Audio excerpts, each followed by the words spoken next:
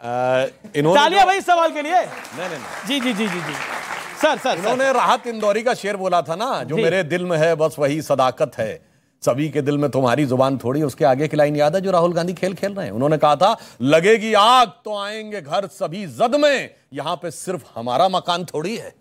तो ये भी समझ लीजिए जिस आग से आप खेलने की कोशिश कर रहे हैं। और मैं बात कर रहा हूं, आपने कहा अकाली दल खालिस्तान के साथ है, तो आज तो अकाली दल किसके साथ है? आपके साथ है। महबूबा मुफ्ती के साथ, सुनिए, महबूबा मुफ्ती के साथ सरकार बनाई। मैं चुनौती से पूछता हूं, जब महबूबा मुफ्ती हमारे साथ थी, एक बयान दिखाइए जो उन्होंने बोला हो। जब तक हमारी सरकार थी, महबूबा मुफ्ती के साथ हमारी सरकार रहते हुए हमने हुर्रियत नेताओं से बात नहीं की, उनको पाकिस्तान से बात नहीं करने दी, उनके ऊपर केस लगे, ऑपरेशन ऑल आउट चला।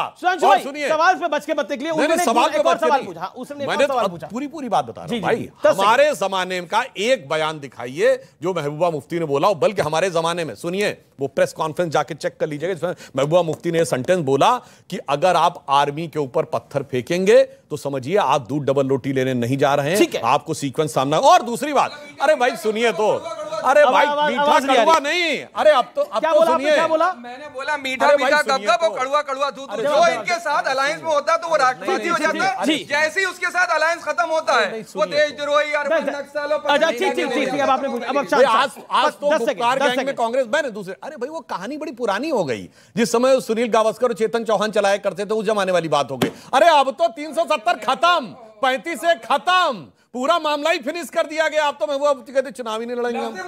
ठीक है, अब तो कहते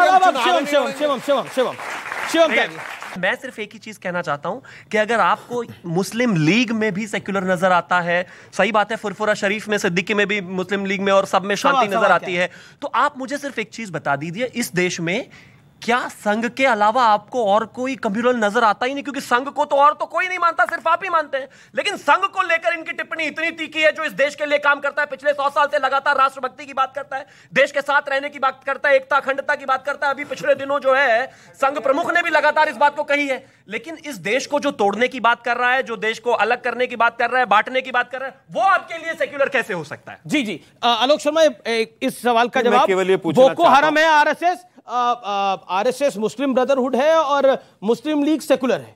देखिए, मुझे लगता है आपका एजेंडा वही है।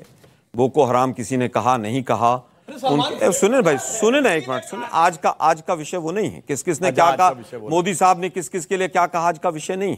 लेकिन मैं केवल ये जानता हूं कि सलमान खुर्शीद के वक्तव्य के बाद या बुक के बाद 6 लड़के जिन्होंने उनके घर के बाहर आग लगाई, वो किस संगठन से जुड़े हुए थे और 6 के 6 जेल में हैं। आज बीजेपी उनकी फुर्सत लेने नहीं गई है, नैनीताल जेल में पड़े हुए हैं वो। ये हिंदू मुसलमान करो, उन 6 बच्चों का पूरी तरह से बैंड बजाओ। उनके माँ बाप रो रहे हैं, मुझसे मिले थे उनके माँ बाप आज से 2-1.5 साल पहले, जब हुआ कि हमारे बच्चे तो गए, कौन कौन सी धाराएं लग गई इन पर। बीजेपी की सरकार थी, उनको भी नहीं बचाया। ये केवल हिंदू मुसलमान, बीजेपी को बचाना चाहिए था, आग लगाने वालों बीजेपी को, मैं फिर कहूंगा, अरे भाई पहले बचाना चाहिए था, पहले रोकना चाहिए था। बीजेपी की सरकार ने बचाया, किसी की फिर कह रहा हूं मैं, मुझे बचाने से तो अच्छी बात है, सुने ना भाई, बचाने से तात्पर्य आग लगाने से रोकना है। आपके लोग अगर किसी के घर पर जाकर आग लगा रहे हैं, मैं कह रहा हूं पूरी तरह से भाजपा से जुड़े हुए लोग, उनको बचा नहीं रही, आप कह रहे हैं? अरे भाई भाजपा से इफेक्ट आ गया।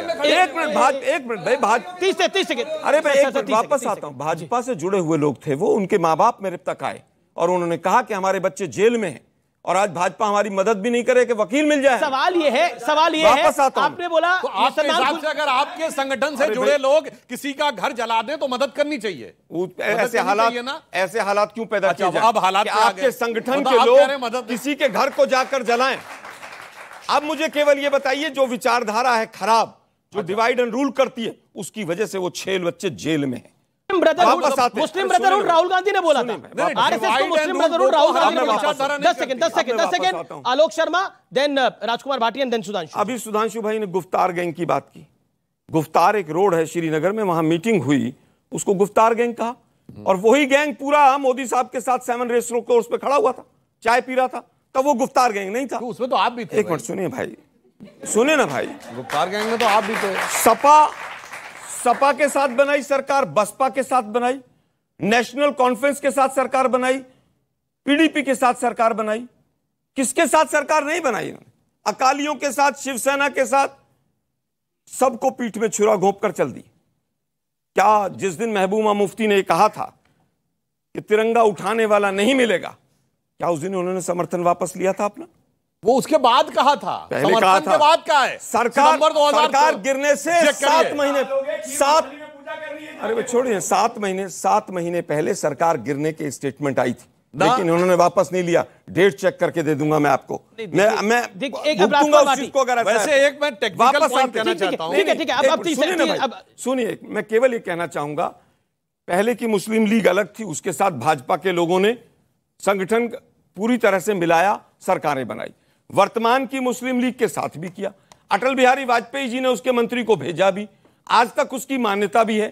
आडवाणी जी ये भारत में मुस्लिम लीग बनी, उसका अध्यक्ष कौन था? मोहम्मद इस्माइल कौन था जो जिन्ना का राइट हैंड था एक टाइम पर? ये आपको तो ये बात पंडित नेहरू की प्रमाणिक है भाई।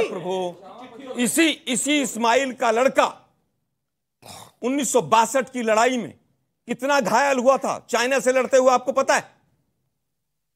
केवल हिंदू मुसलमान करने के नाम बताइए कौन था? नाम मेरे पास ये जानकारी है ही नहीं अभी तक। बताइए ना कौन था, जानकारी दीजिए लोगों को। अरे भाई मैं फिर सवाल फिर आता हूं। 62 के युद्ध में वो पूरा घायल हुआ, नाम उसका मेरे पास अभी नहीं है, लेकिन मेरा फैक्ट सही है। ठीक है सुधांशु, 30 सेकंड दें राजकुमार भाटी। देखिए, अगर इस टेक्निकल पॉइंट पे कहे तो मैं ये भी कहूंगा, आज ये अपने कैसे इंडियन नेशनल कांग्रेस कहते हैं, तो जनवरी 1979 में कांग्रेस आई के रूप में रजिस्टर्ड हुए थे, जब देवराज अरस और वो कांग्रेस यू और कांग्रेस ओ, कांग्रेस जगजीवन राम अलग हुई थी, कांग्रेस अर्स अलग हुई थी, तो कांग्रेस आई इंदिरा कांग्रेस के रूप में जनवरी 79 में बने। मगर मैं तो वही हूं 1885 वाली। अब सुनिए, हम बने 1980 में, जनसंघ बना 1951 में, पूछ रहे हैं 1942 में जो हुआ था।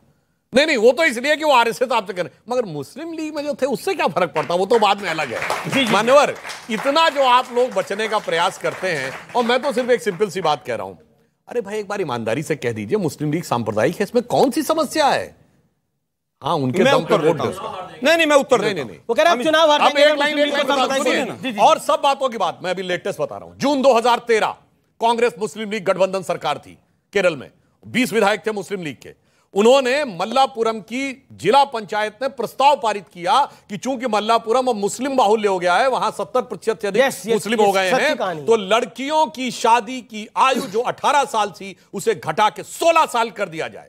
और मुस्लिम लीग के साथ इनकी सरकार ने कैबिनेट में प्रस्ताव पारित कर दिया जून 2013 में। हाँ ठीक है, मुस्लिम लड़कियों के लिए शादी की 16 होगी, जो कि संविधान विरुद्ध था, बाद में बवाल मचा तो उस आदेश को विड्रॉ किया। ये तो लेटेस्ट है। मैं इसमें अब बताइए ये भी सेकुलर है, ये सेकुलर है कि कॉम्युनल है? 5 सेकंड देन राजकुमार भाटी। मुझे लगता है लड़की की आयु क्या हो, शादी की क्या ना हो, अच्छा, मुझे लगता है कि उसके ऊपर तो पहले से विवाद होते रहे। अच्छा, एक व्यक्ति का एक व्यक्ति कहता है कानून क्या कहता है, 1 मिनट 20 होना चाहिए, एक व्यक्ति कहता है 18 होना चाहिए। और सुनिए ना भाई जरा, डिस्कशन के बाद ही कानून बनते हैं। क्या 21 वर्ष जो वोटिंग राइट्स था उसको 18 किया गया तो क्या गलत हो गया? वो अलग विषय है। अरे भाई कानून से सुनिए ना भाई जरा, एक दोनों अलग विषय है। मुस्लिम इलाका अगर एक हो गया, मतलब मुस्लिम बहुल एक इलाका हो गया, वहां लड़कियों की उम्र 16 साल की शादी की उम्र कर दी गई, वो एक कम्युनल इशू है सर। आप उसको मिक्स कर रहे हैं। इस देश के अंदर हिंदू कोड बिल है कि नहीं? क्या वो कम्युनल है? हाँ बता रहा हूं। नहीं आप मुझे बताइए, क्या कहना चाह रहे हैं? मुस्लिम्स की शादी की परंपराएं अलग हैं, हिंदुओं की अलग हैं, तो क्या मुस्लिम जो कम्युनल है क्या? ये मुस्लिम पर्सनल लॉ बोर्ड कम्युनल है? नहीं मुझे नहीं पता कम्युनल है, मैं तो आपसे पूछ रहा हूं। अरे मैं तो हिंदू कोड बिल कम्युनल है कि नहीं, मैं पूछ रहा हूं आपसे। मुझे केवल ये बता दीजिए कि अगर हिंदू कोड बिल, हिंदुओं के लिए सारी परंपराएं अलग हैं और हिंदुओं में ट्राइबल्स के लिए अलग हैं, तो क्या कम्युनल हो गया? ठीक है सुधांशु, 15 सेकंड राजकुमार जी आऊंगा आपके पास। भाई आप जाके चेक करिएगा, यही जो मोहम्मद इस्माइल थे, इंडियन यूनियन मुस्लिम लीग के पहले अध्यक्ष, पूर्ववर्ती जिन्ना के शिष्य, इन्होंने हिंदू कोड बिल भी लाए थे नेहरू जी, और मुस्लिम पर्सनल लॉ बनवाया इंदिरा जी ने, और दोनों ही इनको नजर नहीं आते। पर उन्होंने मार्च 1954, शायद 10 या 11 मार्च की, जाके डिबेट निकाल के देख लीजिए राज्यसभा में, यही मोहम्मद इस्माइल बोलते हैं हिंदू कोड बिल पर बोलते समय कि मैं नेहरू जी का बहुत आभारी हूं कि उन्होंने इस कोड बिल में मुसलमानों को अलग रखा है, तो हमारी जो शरिया के हिसाब से रवायतें हैं उनका उन्होंने सम्मान किया है, हमारा अलग तरीका बना रहना चाहिए, इसके लिए हम उनका शुक्रगुजार हैं। चलिए वापस ये सेकुलर था ना। मैं वापस एक मिनट, अच्छा ठीक है, अगर आप दोनों राजकुमार जी को साइड कर रहे हैं, जबकि हिंदू एक क्लैरिफाई कर दो, जानते हो हिंदू कोड बिल क्या था? उसका हिंदुओं से कोई मतलब नहीं था, उसका न हिंदू धर्म परंपरा संस्कृति से कोई मतलब नहीं था, केवल हिंदुओं पे थोपना था, मुसलमानों पे अलग रखना था। इसलिए हम कह रहे हैं, इसलिए हिंदू कोड बिल नाम दिया गया, ताकि मुस्लिम क्रिश्चियन वो सब उससे अलग जी जी जी। अरे भाई परंपराएं सबकी अलग हैं, मेरा कहने का है। परंपरा को समझ नहीं आएगा।